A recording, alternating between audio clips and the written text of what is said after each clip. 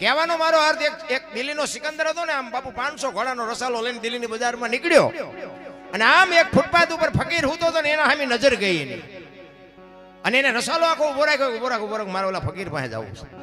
એ ફકીર પાસે જઈને ફકીરને કહે છે, ફકીર બાપુ એક પાણાનું ઓશીકું કરીને હું તો ધોતડી પહેરી છે, ઉગાડું શરીર છે, બીડી ટેકાવી છે, પગ ઉપર પગ ટેકાવીને હૂતેલો. ત્યાં જઈને બાદશાહે કીધું સિકંદર, એ કે હે ફકીર માઈક માઈક, મને તારી મોજ ઉપર પોરાના પલ્લા છૂટે છે, તું આજ માગી આપો. ફકીરે આમ અધર નજર કરીને કે મારે કાંઈ જોતું નથી, જ્યાં જતા અહીંયા જાઓ.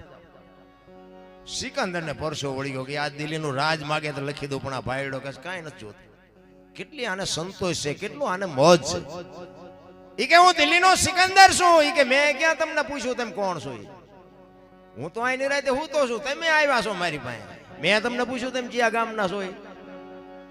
અને ભાઈ સિકંદરને એમ થયું હોય કે હા હા હા, અને કેટલો સંતોષ છે.